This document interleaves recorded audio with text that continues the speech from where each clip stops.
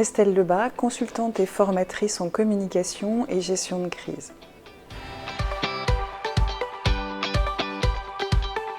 Je travaillais d'abord dans un univers très technique, puisque je travaillais dans un des grands centres hospitaliers universitaires de France, très masculin, très professionnel, très exigeant.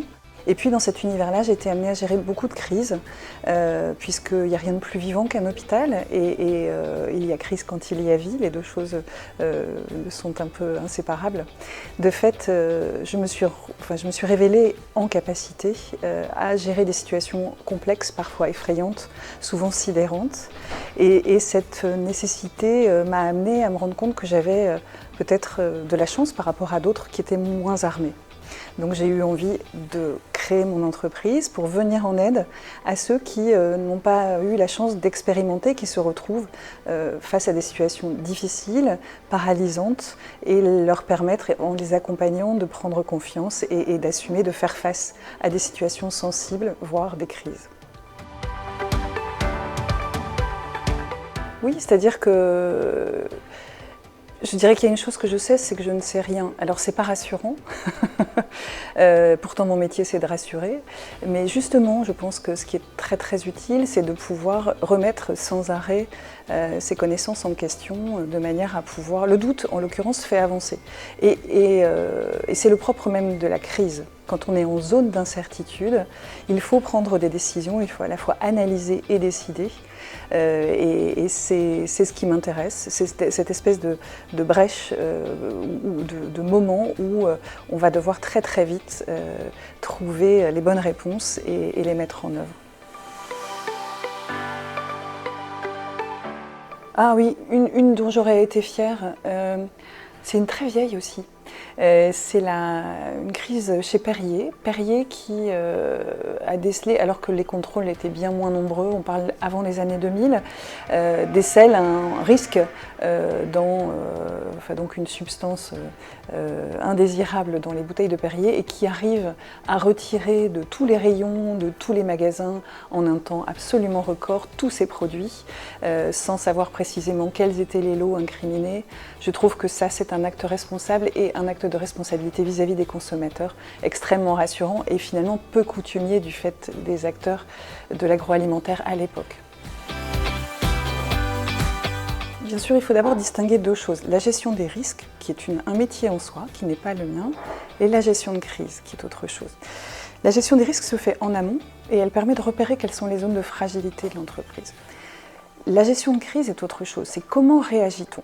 Et donc comment est-ce qu'on fait pour retrouver un niveau de fonctionnement, un niveau d'organisation normal? Le retour à la normale, voilà ce qu'on vise.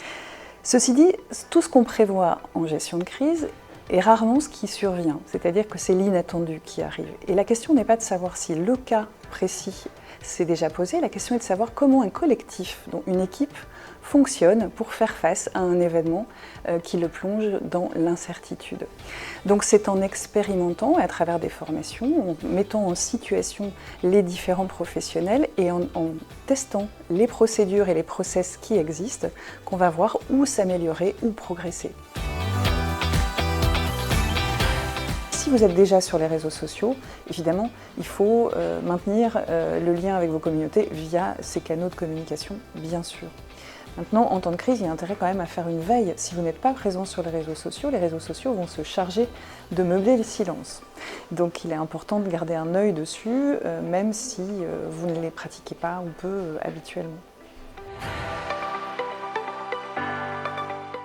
Alors, en fait, en 2 ou 3 jours, une équipe de direction d'une dizaine de personnes est invitée à vivre son plan de gestion de crise. C'est-à-dire qu'à travers des exercices, mais aussi des échanges, des analyses de situation et aussi bien sûr des apports que je peux amener de manière plus théorique, nous travaillons à ce que les uns et les autres s'approprient le plan de gestion de crise et acquièrent des bons réflexes pour pouvoir faire face à une situation sensible, jusqu'à simuler des interviews face à des journalistes qui viennent se renseigner sur les événements de l'entreprise.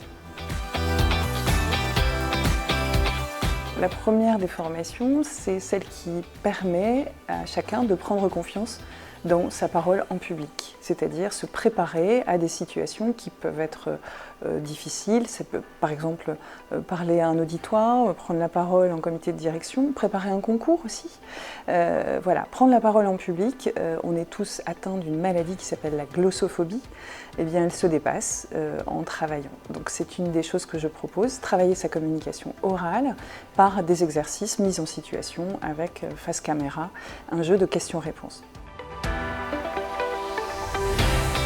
La deuxième formation, c'est une formation Media Training qui vise à être prêt à répondre aux journalistes, notamment télévisés. Alors, l'audiovisuel est compliqué, on peut avoir la pression face à des journalistes qui ont l'habitude de poser des questions. Comment passer son message, comment se faire comprendre via le journaliste et non pas comment répondre aux journalistes tout simplement.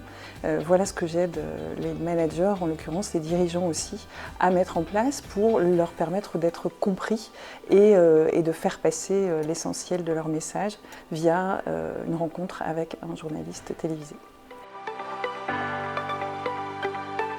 La troisième formation, c'est la formation à la gestion de crise et communication de crise, qui englobe cette partie de comment m'adresser aux médias, mais qui est précédée d'un travail sur qu'est-ce qu'une crise, quand est-on en crise, comment réagir en cas de crise, qu'est-ce qu'une cellule de crise, quelle stratégie mettre en place en cas de crise, c'est quoi un plan de communication de crise, quels sont les outils de communication de crise, tout ça à travers à la fois des exercices, mais aussi des temps d'échange, des temps de débriefing, d'analyse documentaire et puis évidemment des apports un peu plus théoriques à certains moments. Un monochrome d'Yves Klein que l'on peut voir au centre Georges Pompidou, que je mets en lien avec une citation de Saint-Exupéry. La perfection est atteinte non pas lorsqu'on a encore des choses à ajouter, mais lorsqu'on n'a plus rien à retirer. Pour sa dimension, pour son énergie et pour le collectif. Alors, le portage salarial, c'est une excellente idée. Ça permet aux gens qui ont un métier de se consacrer à ce pourquoi ils sont bons. Déléguons les tâches complexes, administratives, parfois anxiogènes comme la comptabilité, et concentrons-nous sur notre cœur de métier, là où nous sommes bons. Le portage salarial, voilà ce que ça représente pour moi, c'est un facilitateur. La difficulté du renouvellement du numéro d'agrément de formateur, la complexité de l'accréditation et des labels à obtenir et la déclaration et Datadoc et tous ces trucs-là. Moi j'avoue que ça me pèse, j'ai pas envie d'y passer de temps, donc c'est pour ça que je me tourne vers Priom pour mes activités de formation.